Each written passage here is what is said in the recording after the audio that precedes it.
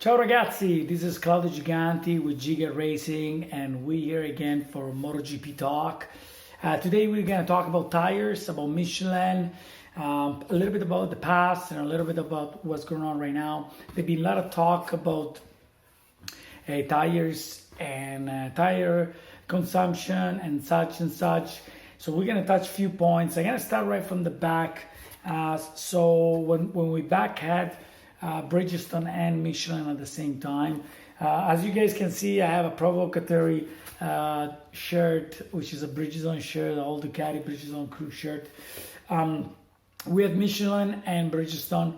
I personally think it was a lot nicer. It was more fun to watch because they were two manufacturers that were competing against each other to bring a better tire for each event.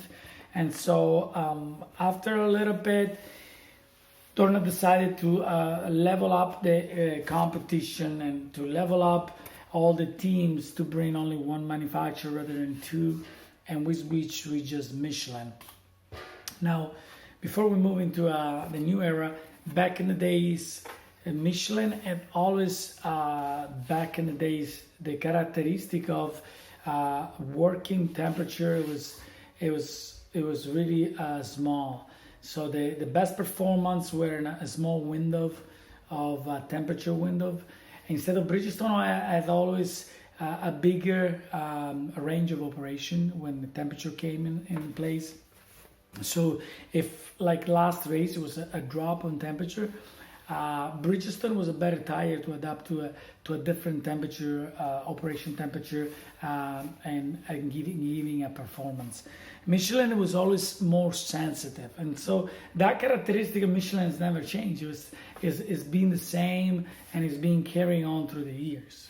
So just to recap a little bit, when Michelin came on board, there were all sorts of problems with Michelin tires in MotoGP, and it was expected because, you know, Bridgestone was on for so long. Michelin didn't have the edge on the technology for MotoGP tires, and it took a while to get up there. So first we had a problem with the front, and with having they changed the structure and the carcass of the tire quite a few times, trying to get the best result on sense of front feel. All the riders, all they want is front feel, so they want to feel the front tire, what it's doing at any time, how much they can push it, and so on. Because most of the pass back in the days were done all in braking, right? Like we saw now lately in Michelin, you know, we getting a corner speed, and like you can see the Suzuki, it's passing in corner speed, getting more corner speed. But before it was more entry, so you can push your brakes harder, and by pushing your brakes harder, outbrake the other rider. Going back at the start, so we had a problem with the back.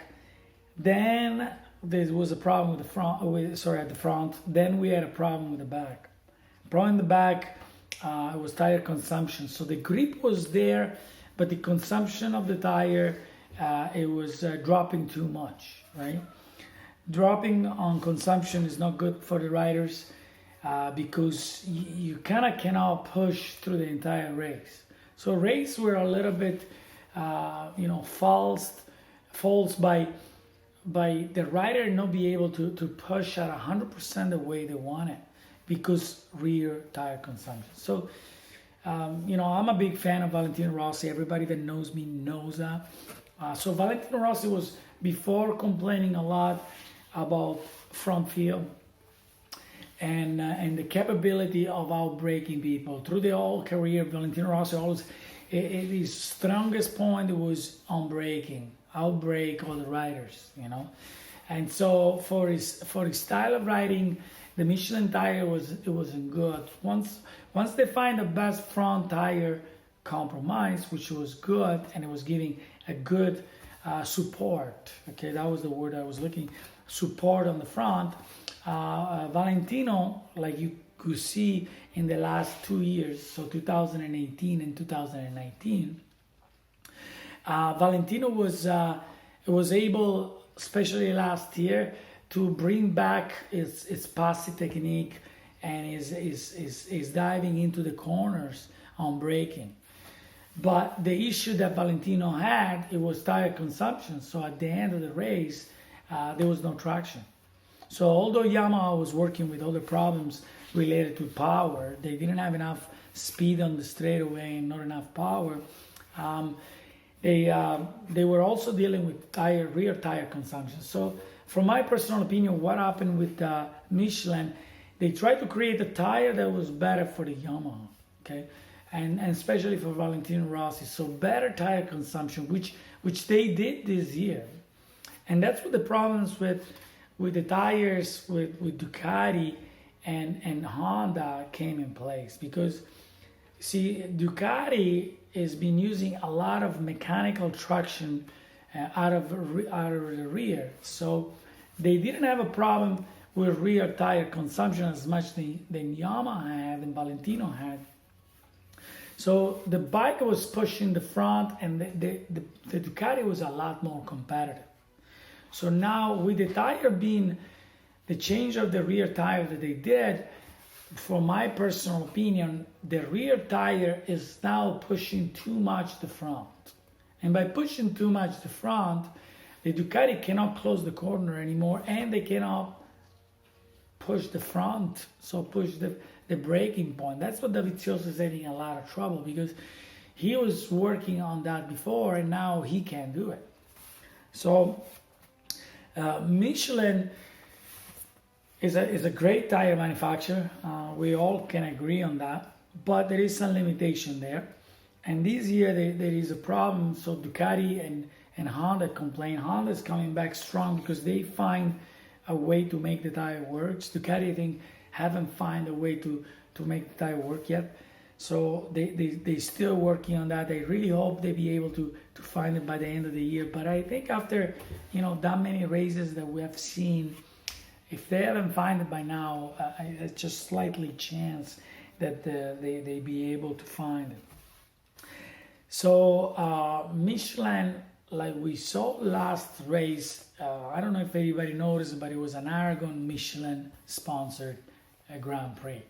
So would they blame the Michelin tires last race because with the temperature change they didn't adapt, and Yamaha was out of the contention for the podium or for any good placement except Vinales now being finished in fourth?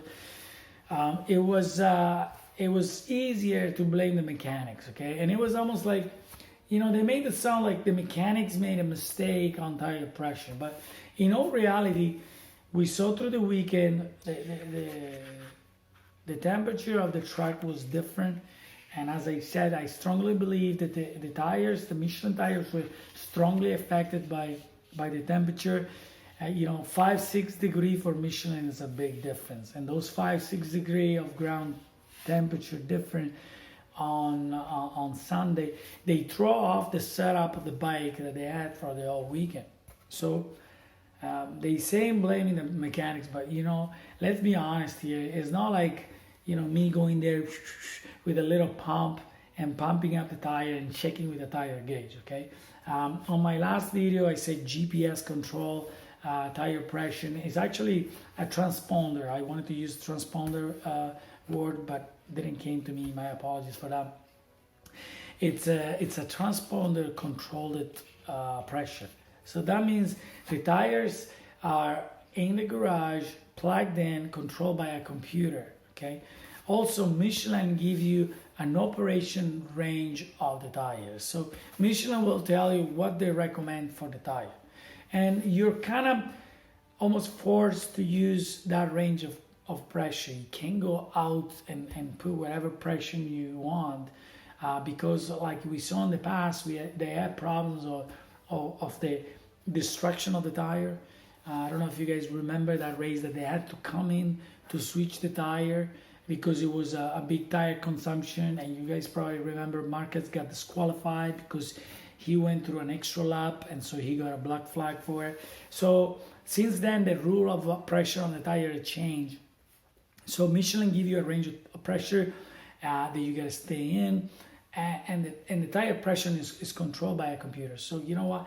From my personal view, it was all a cover up to say, you know what, we're not gonna blame Michelin because it's sponsoring Aragon race, and we're gonna just blame it on the mechanics. And I felt a little bit unfair for the mechanics, because I don't think it was a mechanical problem.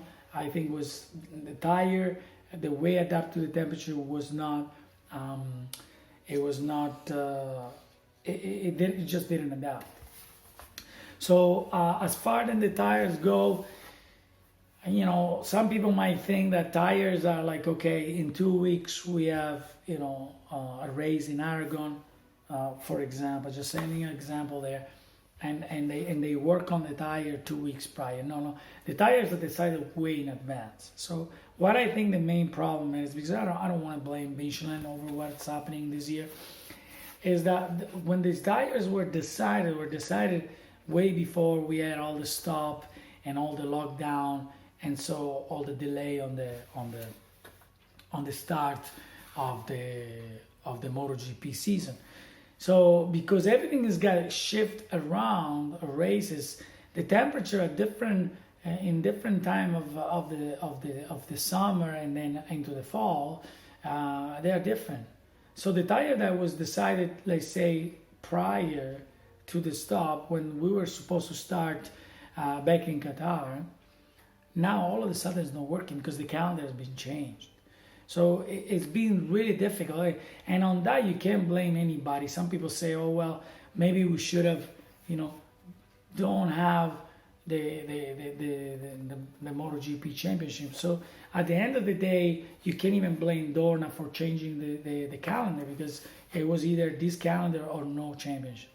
So at the end of the day, you can't blame Michelin for not being 100% working with every bike and every race, and for problems happening, and just because of that. But on saying that, we still gotta take in consideration that the temperature, the performance operation temperature for Michelin, it's very small, then very narrow. So if there is a big change on temperature, it's gonna affect the tire a lot, and what you work over Friday and Saturday, it might not work on Sunday.